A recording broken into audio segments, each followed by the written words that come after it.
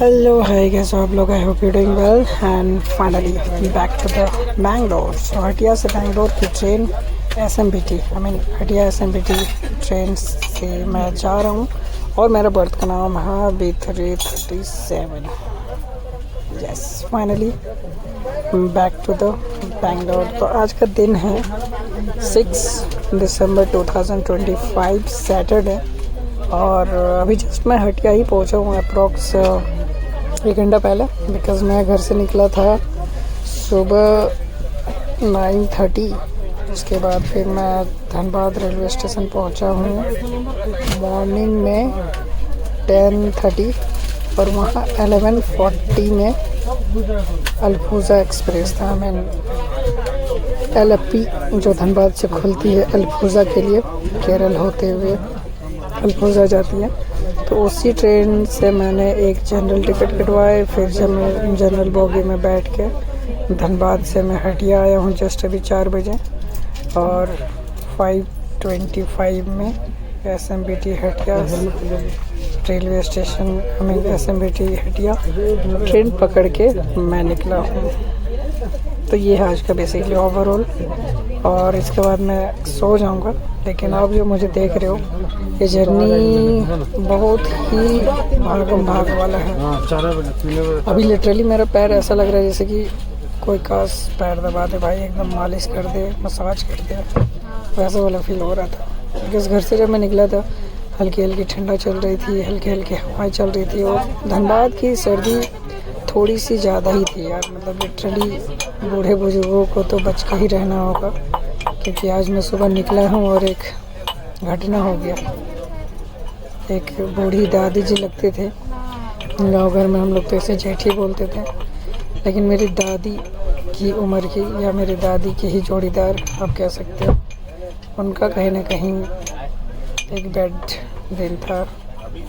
बेचारी उनका आज देहांत हो गया था सुबह सुबह और यही रीज़न है कि मुझे घर से थोड़ा जल्दी निकलना पड़ा और फाइनली अब कैसे कैसे करके मैंगलोर ही पहुंचना है क्योंकि एक अच्छा खासा टाइम लग गया। मतलब लगभग 1 महीने, क्योंकि लास्ट मंथ नवंबर में मैं निकला था बैंगलोर से धनबाद के लिए और मैं अक्टूबर 28 को ट्रेन करवाया था और 28 को फिर मैं आया था घर।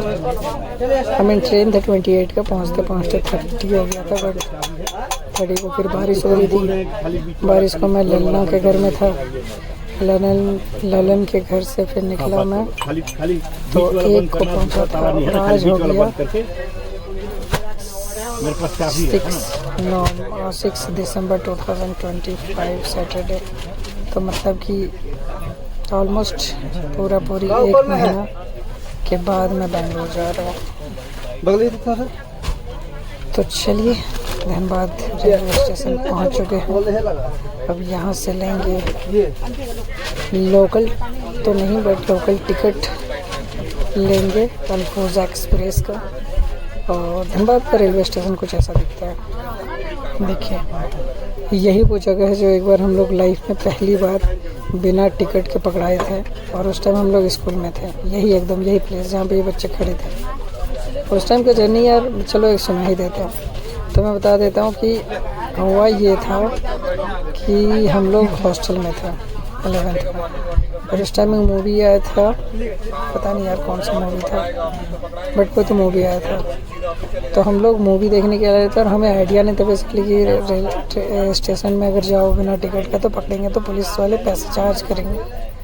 तो हम लोग स्टूडेंट थे, हमें कुछ आइडिया था नहीं एक्चुअली ट्रेन और ये सब टिकट विकट का। और उस टाइम धनबाद रेलवे स्टेशन टूटा फूटा टाइप का था। मतलब वो बहुत ज़्यादा सर्विलेंस या गेट या बैरियर नहीं था, खुला एकदम था, इधर से उधर आप एकदम इजीली क्रॉस कर सकते थे। हम लोग जा रहे थे अचानक से टीटी वाले पीछे से बोला रुक रुक रुक। हम लोग सोचे यार ऐसे क्या, पहली बार टीटी वाले हमें रोक रहे हैं। हम लोग ये बोलते टिकट देखो और साला पकड़ लिए टिकट के लिए। तब जाके हमें पता चला कि अगर रेलवे स्टेशन में जाओ और टिकट ना हो तो बैंड बज जाएगा भाई।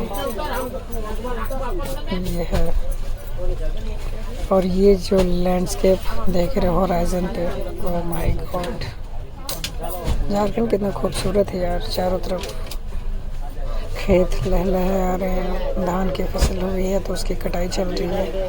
और अगर धान खेत गांव से क्रॉस करो तो फिर मिलेगा जंगल। हे जंगल जंगल जंगल। तो ये जो लोकेशन है ये बेसिकली मोरी के आसपास का है। जस्ट अभी हमारी जो ट्रेन है अल्फोजा एक्सप्रेस वो मोरी सिल्ली विधानसभा क्षेत्र में घुसने ही वाली है। तो उससे पहले जो माउंटेन्स, उससे पहले की जो खेती, उसके बाहर की जो होराइजन और जंगल्स दिख रही हैं वो वाला एरिया है ना। खतरनाक भाई, खूबसूरत नज़ारा मिलता है चारों तरफ। और अभी तो इतना ज़्यादा फॉग था कि सनलाइट ज़्यादा दिख नहीं रही थी, बट थोड़ा धुंधला सा दिख रहा था। लिटरली ऐसा लग रहा था कि जैसे हम चारों तरफ फॉग हुआ पड़ा है, चारों तरफ धुआं हुआ पड़ा है। दूर दूर तक की चीज़ें तो दिख भी नहीं रही थी।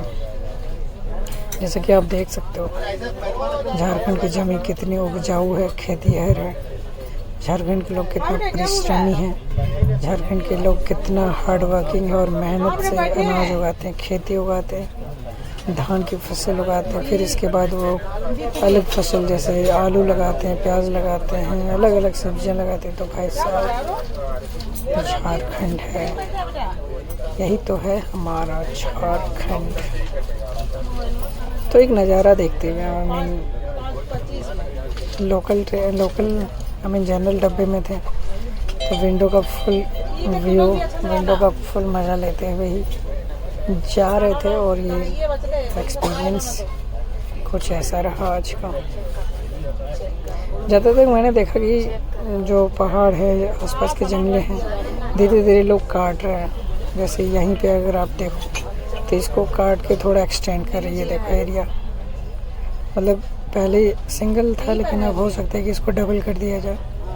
और पेड़ पौधे भी कट रहे हैं। और भाई मेरा आवाज़ का क्या हुआ लगता है कि थकान हो गई भाई पूरे दिन। ओह माय गॉड, मेरा आवाज़ बैंड बज गया। हेलो हेलो,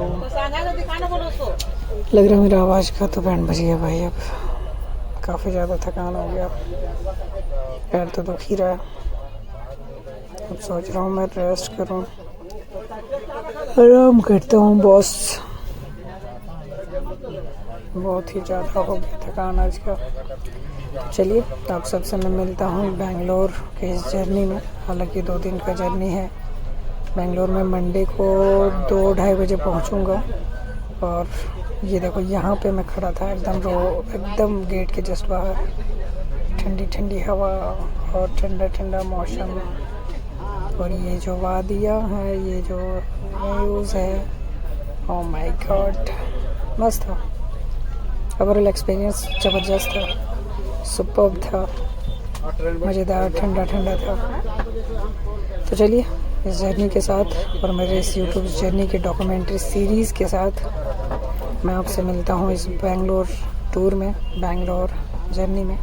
और साथ साथ में मेरे साथ आप देखोगे बेंगलोर का लाइफ, बेंगलोर में हमारा एक्टिविटी और बहुत सारी एक्साइटिंग चीज़ें जो मुझे भी इनफैक्ट नहीं पता है। तो बेंगलोर जाने के बाद भी हम आपके साथ डेली ब्लॉग के सीरीज़ में कंटिन्यू मिलते रहेंगे। आप हमें देखते रहेंगे। Bye bye, take care, see you soon.